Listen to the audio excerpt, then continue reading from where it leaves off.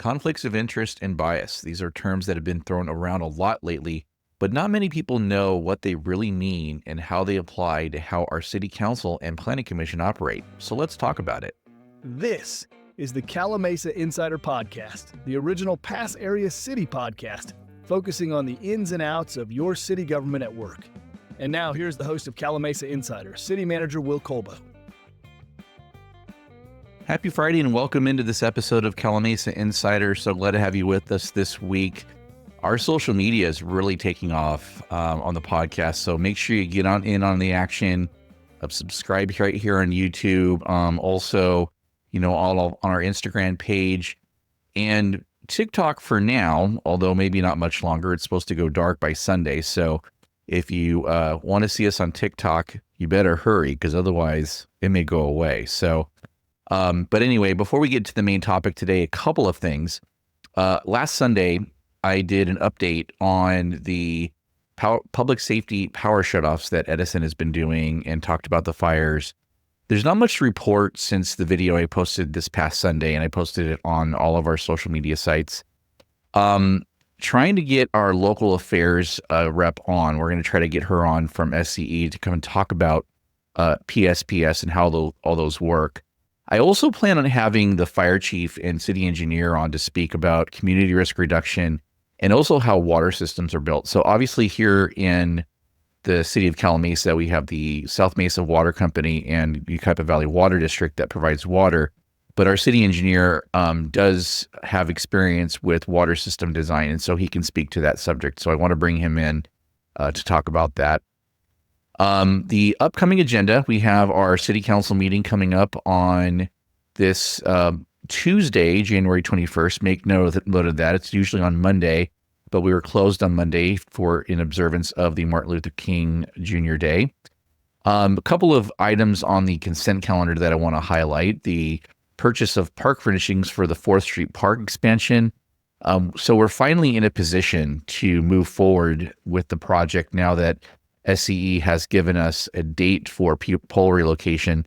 Although we know how that went from a previous project as far as getting a date and then actually getting the work done. So we're still going to keep on top of that. But now that we have that and construction can move forward, now we can order the furnishings for the park. So that's a big milestone for the project. We also have the award for contract for our senior center bathroom renovation. So the bathrooms are pretty much the original from when the senior center was built in the late 1980s. So construction should begin in the next month or two, and we're going to have restroom trailers, not porta potties, but actual restroom trailers available at the senior center during that construction. So we have a lot of activity at our senior center, so we want to make sure that the restrooms are still operational. So we will have those available. We normally have our reports from both our sheriff's captain and fire chief on the first meeting of the month, but we are going to have them both give reports for the second meeting of the month, just because the sheriff's captain is going to introduce our new lieutenant for the Cabazon station. And of course, I want to have our fire chief talk a little bit more about community risk reduction. He's talked about that a lot at past meetings, but I think that given what's happening in LA County, it would probably be a good idea to have him on to kind of give an update to talk about what the city is doing in terms of trying to reduce risks of wildfire, or at least the damages related to wildfires. Now, again, unfortunately, we live in an area that's just not going to be susceptible to wildfires. That's part of the charm of Calimesa. So, we can't completely eliminate the risk, but there's certainly steps we can take to minimize the risk. And when a fire comes, that you have your, brush cleared, things like that, to keep the fire away from your home, and other steps that you can take to harden your house as well. We had a public hearing scheduled for this meeting. We're asking for a continuance of this. It's related to our TUMF ordinance, our Transportation Uniform Mitigation Fee ordinance that is required by WRCOG. We'll be continuing that to February 3rd. We need more time for legal review on that. And then finally, the appointments to Library Commission by Mayor Molina and the Planning Commission by Councilmember Garcia. So now on to the main topic of the day. lots of conversation about bias and conflicts of interest over the past few months have happened during city council campaigns, surrounding decisions that the council has made both in the past and upcoming as well. And with that conversation, there's been accusations of First Amendment violations with people simply stating their opinion. And so this really prompted me to consider that we need to discuss these issues a bit more deeply because they're really complex and go well beyond what most people would expect. And so these are things that, when council members or planning commissioners come on board, our city attorney and our city clerk go over these issues with them to make sure that they're informed on all the different laws, whether it's the Brown Act, conflicts of interest, and public records requests as well. So what constitutes a public record? Because now that you are an elected official, your emails, your text messages, those kind of things are now subject to basically public records requests, and they become documents that people can request. So when we talk about conflicts of interest, we're going to start with that first. We're going to go back to the beginning. Proposition 9 in 1974 is what is known as the Political Reform Act. This was crafted right around the time where there's a lot of mistrust in government. Sounds familiar, right? Now, 1974 was a landmark year in that was the year that the Watergate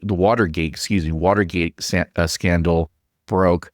Now, this Political Reform Act was written before Watergate came out, or at least when President Nixon resigned, but it was voted on after. So as a result, it passed overwhelmingly. And this created the Fair Political Practices Commission. And I think that if you pay attention to council meetings, you pay attention to what's happening with the city council, you have heard of the FPPC. And this went into effect in the following year, 1975. So here we are in the 50th anniversary talking about this. And it covered a number of topics germane to ethical behaviors in office, financial data reporting obligations, lobbying restrictions, campaign disclosures, limits on campaign finance, banning of mass mailings from paid for by public funds, restrictions on gifts. But the one that is relevant to today's topic is conflict of interest in governmental decision-making. So the Political Reform Act requires public officials to disqualify themselves from participating in making, or in any way attempting to use their official position to influence a governmental decision in which they know or have reason to know they have financial interest. So when people think of conflict of interest when it comes to governmental decision-making, the most obvious one is decisions related to a business interest or employment. So if the governing body is making a decision on a contract with, let's say, the employer of a council member, like you're an employee of that company, or it's even within their line of work, that council member should recuse themselves to avoid the conflict of interest. So in the city I used to work in, there was a council member. He later became mayor. He worked for a large IT firm. So anytime a decision related to IT, whether it's software, services, hardware, equipment, things like that, anything IT related at all, he would recuse himself from those decisions. Additionally, his spouse worked for a large automotive group that owned multiple dealerships across multiple states. And so anytime there was a vote on auto purchases, so if the city was buying something to add to their fleet, he would recuse himself from those decisions as well. Now, another step of that is Government Code Section 1090, which further prohibits a public agency from entering into a contract with an entity owned or controlled by a member of an elected or appointed board. So it goes beyond that elected official recusing themselves. The city would be prohibited from entering into a contract. So here's an example. Our former mayor, Bill Davis, owns a contract. He's a general contractor. So Cunningham Davis is the name of the company. And so the city could not contract with his firm, even if he recused himself from the decision, because he owns it, he controls it. But Bill took things a step further than that.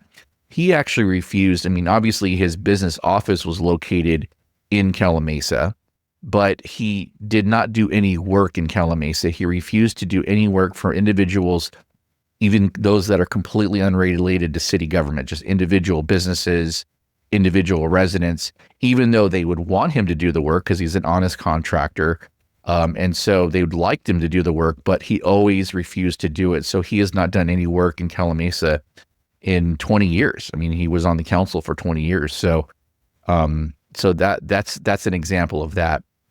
Another example of financial interest is real property interest, either a home, a second home, rental property, business property, business entities in which the public official is a director, officer, partner, trustee, employee, or holds any position of management. That's one of those things I talked about earlier.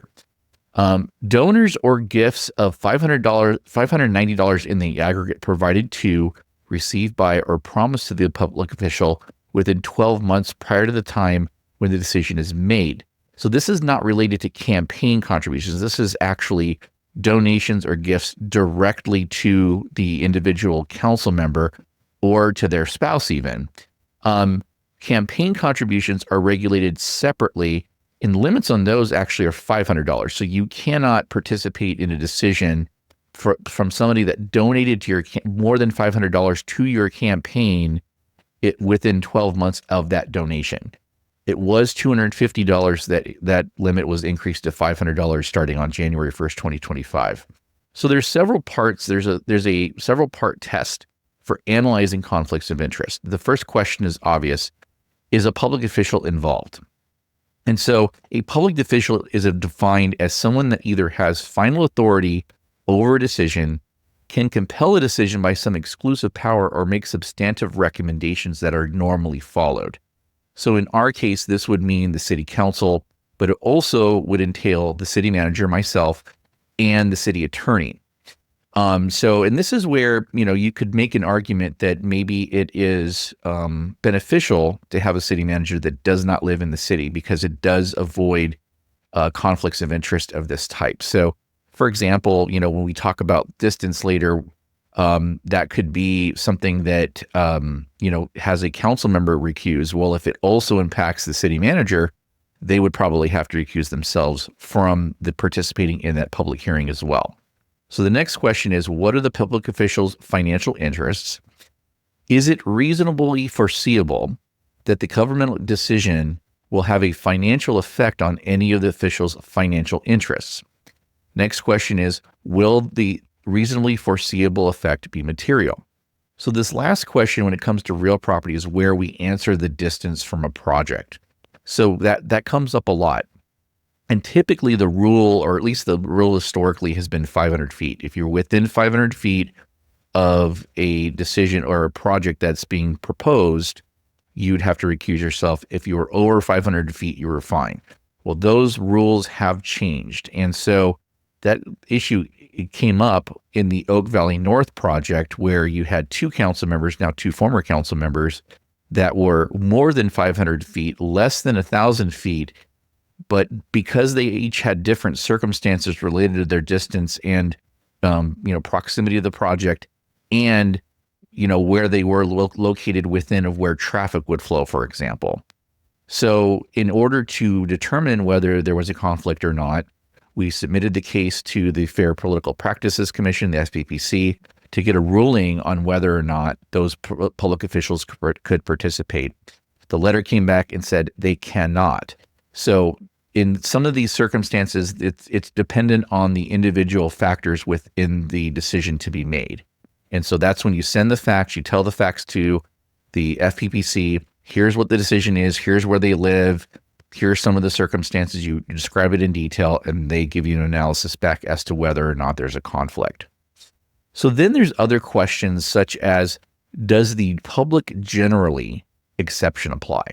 And this we want to determine if the official can demonstrate that the material effect on the official's interest is indistinguishable from the decision's effect on the public in general. So a really obvious example of this one is a comprehensive update to the general plan. Zone changes, plan changes could have a material effect on their property, for example. But because you're essentially impacting every single property within the city, in a comprehensive general plan update, it would be really difficult to make that argument, because you could argue that every single council member, every single planning commissioner would have a conflict. So that's where a decision could affect that council member just as much as it could any other resident in the city. Now, the threshold is usually about 15%. So if a decision affects at least 15% of all the properties in the city, they can participate. So again, it's one of those things where there's a gray area. You would ask the FPPC, does the public generally exception apply?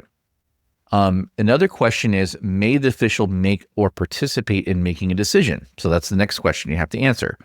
So you want to determine whether the public official will be making, participating in the making, or using or attempting to use his or her official position to influence a governmental decision. Again, that's where the city council has the decision authority. The city manager, though, could have influence on that decision based on recommendations. And then another question, finally, is the public official's participation legally required? So you could have a situation where a conflict exists, what would otherwise be disqualifying, that they're required to participate. In an example here, and this has actually happened in Calimesa in the past, a majority of the legislative body has a disqualifying conflict of interest. So let's say 3 of the 5 members of the council have a conflict of interest. In that case, you don't have a quorum. And in order to make a decision, you have to have at least 3 people. So because you can't just say, well, since there's a majority that have a conflict, sorry, applicant, we can't decide on your case. That essentially rejects it. Law says, no, you can't do that. What you do in that case is you do a random draw with all of the officials that are conflicted. And so, you draw straws, the short straw gets to participate. So then you get up to your quorum. So your 3 that you need to participate. Violations of the conflict of interest, there are several. There's administrative penalties, civil penalties, and even criminal penalties. You can have fines up to $5,000 if the action would have not been taken but for the action of the official with the conflict of interest. A court is empowered to void the decision. So, example, if something passed on a 3-2 vote to approve a project, and that person that was conflicted or found to be conflicted was in that majority, and obviously if you remove their vote now it becomes a 2-2. A 2-2 vote's not enough to pass a project. It voids the decision. There is a misdemeanor criminal penalty for knowingly or willfully violating the Political Reform Act. Now, again, the FPPC, in addition to giving interpretations, they also have jurisdiction over administrative penalties, and they can refer civil and criminal actions to the county district attorney. So that's conflict of interest, and that's usually related to financial things. But there's also this concept called impermissible bias. And so bias becomes a legal issue when it violates the requirements of due process. So the due process for the applicant, or even the due process of the community. Due process protections are guaranteed both under the 14th Amendment of the U.S. Constitution and Article 1, Section 7 of the California Constitution. Now, both provisions prevent the government from depriving individuals of property without due process of the law. So why does that matter? Decisions by city councils and other local government bodies, could be the planning commission in some cases, often involve balancing competing interests but have significant impacts on individual people. So impartial decision makers are vital for public trust and compliance with the law. So there are rights of the applicant and there are rights of interested parties. The interested parties usually are members of the community. Also, another interested party could be labor groups, for example, that may stand to benefit from the project's approval because that will create jobs.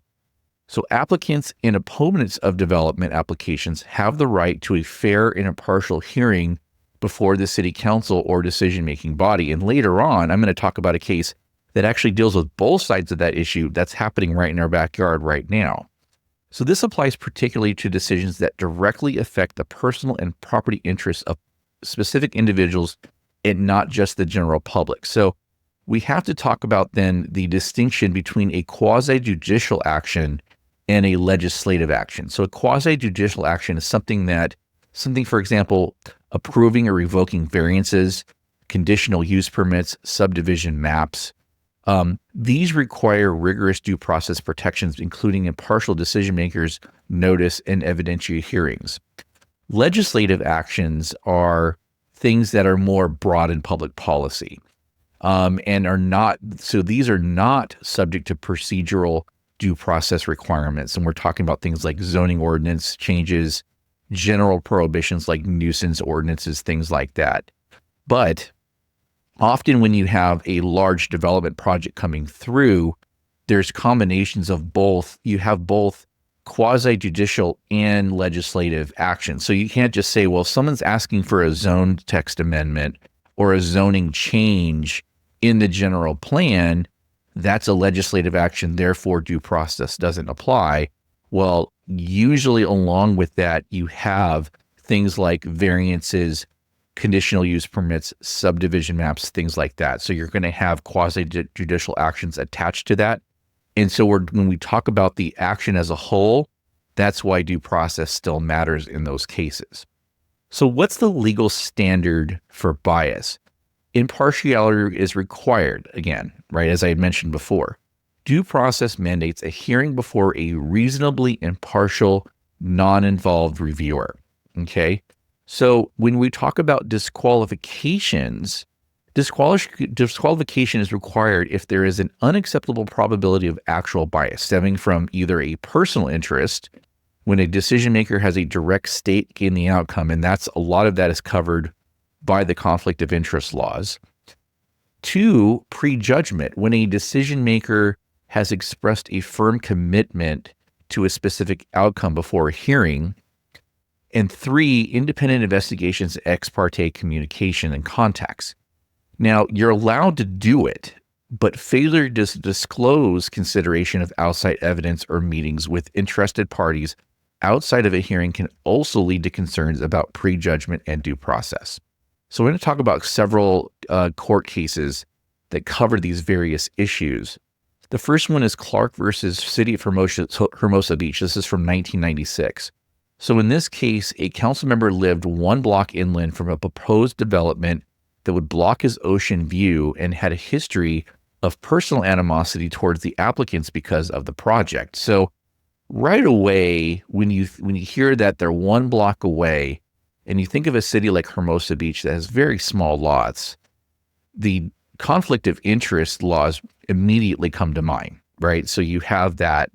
So in that case, obviously the court was pretty straightforward. The council member's personal interest made impermissible bias because of conflict of interest, but also the demonstrated animosity against the applicant also it constituted impermissible bias. So the takeaway in that is decision makers must avoid both personal conflicts and the appearance of bias.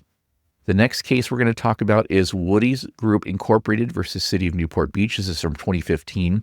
And in that case, a council member filed an appeal of a planning commission decision he publicly opposed and dominated discussions during the council's hearing on the appeal. The court ruled that the council member's pre-hearing statements and actions before and during the appeal hearing demonstrated an unacceptable probability of bias. So again, the takeaway on this is statements and actions that suggest a predetermined outcome can invalidate the decision.